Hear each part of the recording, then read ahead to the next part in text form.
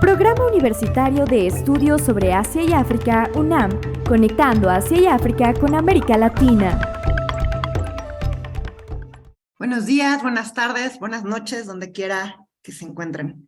El Programa Universitario de Estudios sobre Asia y África de la UNAM, en conmemoración del Día Internacional de las Mujeres, Jóvenes y Niñas en la Ciencia, se congratula en presentarles Interseccionalidad y Ciencia, una conversación sobre género, raza y clase en las instituciones de educación superior a partir de los ensayos de Pumla Cola.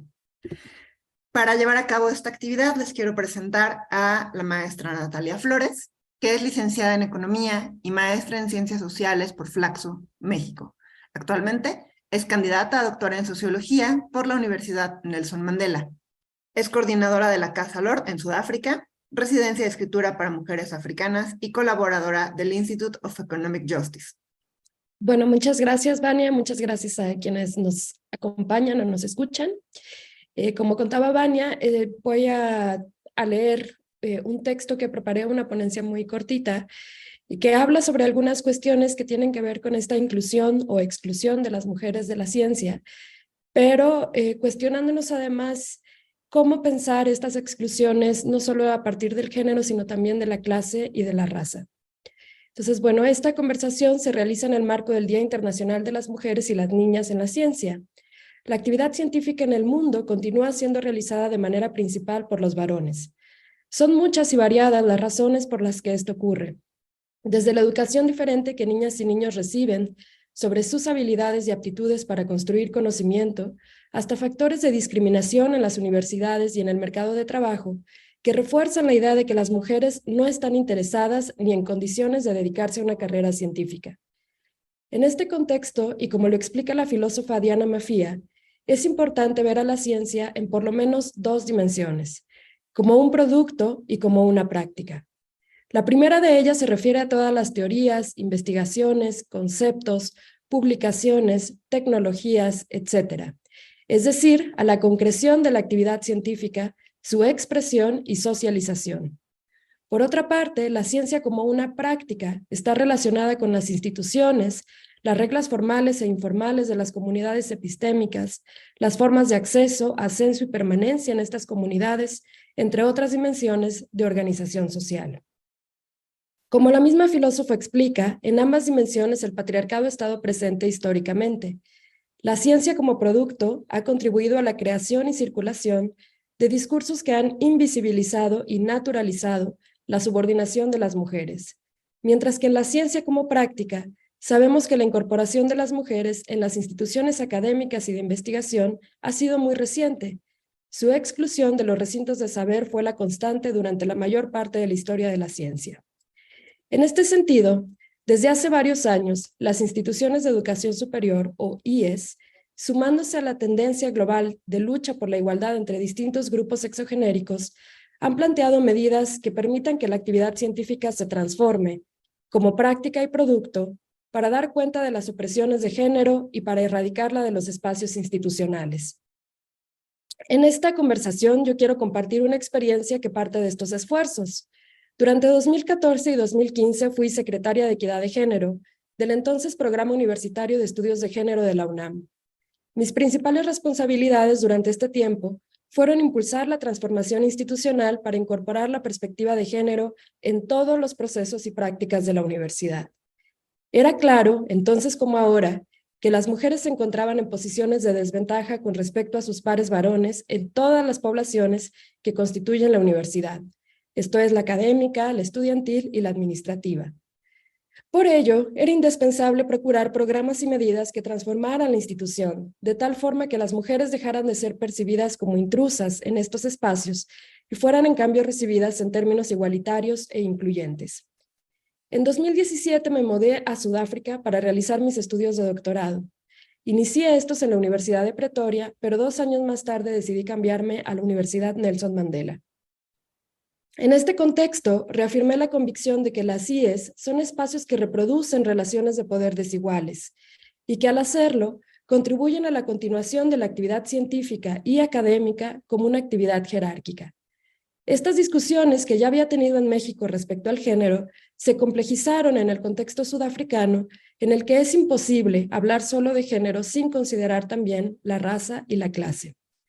En este sentido, los dos ensayos personales de Pumla Cola, quien es una de las académicas feministas más reconocidas de ese país, son textos muy relevantes, porque nos abren una ventana a la forma en que estas jerarquías son reproducidas dentro de las universidades sudafricanas. En el primero de sus ensayos, A Black Woman's Journey Through Three South African Universities, Pumla reflexiona sobre su experiencia como académica negra en 3 universidades distintas del país: Fort Hare, la Universidad de Cape Town y la Universidad de the Free State. Cada una de ellas tiene códigos raciales específicos y sus propias maneras de reproducir exclusiones de género, raza y clase.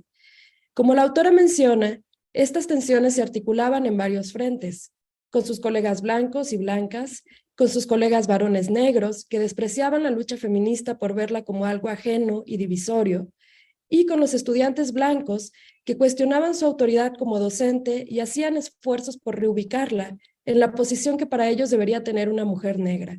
Esto es, una posición de servidumbre y un constante cuestionamiento a sus capacidades intelectuales.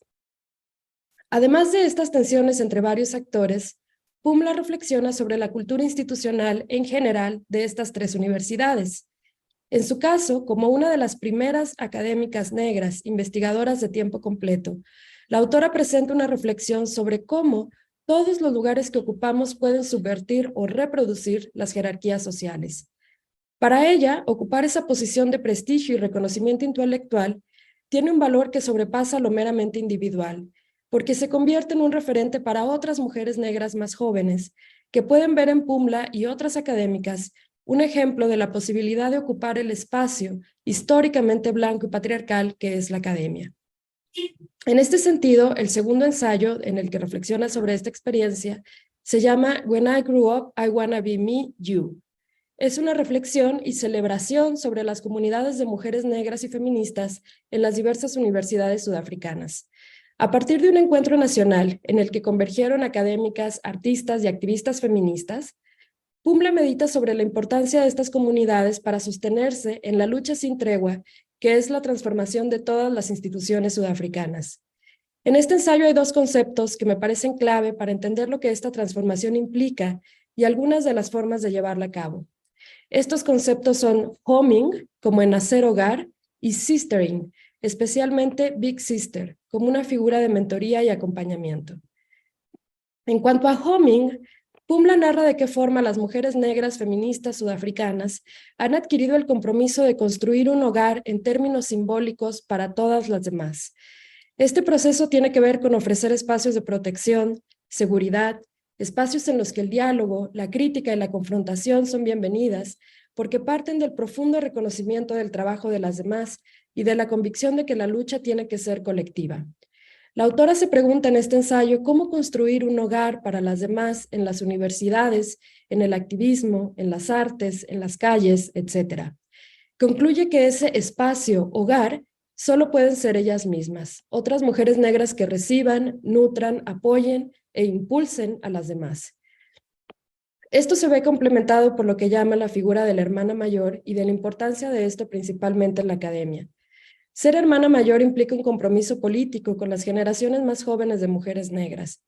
Implica, por supuesto, mentoría, compartir saberes, abrigar a las mujeres que vienen y defenderlas de los embates patriarcales, racistas y clasistas que continúan siendo rutinarios dentro de las universidades sudafricanas. Sin embargo, como ella aclara, esta relación no es unilateral. Las hermanas mayores pueden aprender también de las hermanas menores, pensar juntas en las formas más atinadas de acción colectiva y de apoyo individual. Estos 2 conceptos reflejan la transformación que Pumla considera necesaria en las universidades sudafricanas y cómo esta solo puede darse a partir de pactos políticos, colectivos y éticos entre las mujeres académicas, principalmente entre mujeres académicas negras, que son quienes en este contexto enfrentan con mayor fuerza las jerarquías históricas que han dado forma a dicho país. Al reflexionar sobre estos ensayos, quise ponerlos en diálogo con mi propia experiencia como una académica mexicana, que, como ya mencioné, durante un tiempo estuve involucrada en los esfuerzos por la transformación institucional de la UNAM. Repensar esto a la luz de los debates que suceden en Sudáfrica me ha hecho consciente de la necesidad de incorporar otros ejes en la reflexión y el actuar político, de manera principal la clase social y la profunda relación que ésta tiene en nuestro país con procesos de racialización. Como diversas teóricas del feminismo negro y de los sures globales han explicado, la categoría de género solo adquiere sentido en relación con otros marcadores de poder y jerarquía, de manera principal la raza, la clase y la orientación sexual. Estas discusiones nos interpelan como mexicanas o latinoamericanas, porque en nuestros contextos también operan estas estructuras de poder. Así, al pensar en los cambios necesarios para que la práctica científica deje de excluir a las mujeres, tenemos que pensar en esta categoría en relación con la clase y la raza. Las reflexiones que Pumbla hace en ese sentido nos invitan a pensar en cómo crear prácticas políticas entre mujeres que permitan una verdadera transformación de las IES desde un entendimiento complejo sobre el género dentro de estas. Por ejemplo, poniendo esto en diálogo con sus conceptos de homing y de Big Sister, creo que es indispensable que las mujeres académicas en instituciones mexicanas sean conscientes y estén dispuestas a abrir caminos para las demás. Esto pasa por una férrea defensa de los derechos y oportunidades laborales de esas demás. No solo porque haya más académicas mujeres en los centros de investigación más prestigiosos, sino por interrogar críticamente cómo es que se llega a esas posiciones, quiénes se quedan fuera y qué posibilidades hay para las otras. En el contexto actual de precarización de la academia, donde tantas y tantas mujeres con estudios de posgrado no tenemos acceso a puestos de trabajo remunerado y con derechos laborales, es indispensable que hagamos visible la relación que hay entre esto y la exclusión de las mujeres en la ciencia. Cuestionar esta precarización, cuestionar las políticas que impiden la apertura de plazas de investigación, cuestionar de qué forma los estándares productivistas de la práctica científica afectan a las mujeres, pero no a las mujeres en general, como si fueran una categoría homogénea, sino a las mujeres que provienen de diversos contextos y experiencias de raza y clase, es una tarea urgente que de alguna manera nos permite dialogar con el contexto sudafricano y las propuestas de Pumbla. ¿Qué significa convertirnos en hogar para las demás? Muchas gracias. Podcast dirigido y producido por el Programa Universitario de Estudios sobre Asia y África de la UNAM. Dirección académica, Alicia Girón. Dirección ejecutiva y técnica, José Luis Maya. Producción técnica, Gabriela Gallegos. Las opiniones expresadas por los autores no necesariamente reflejan la postura de este podcast.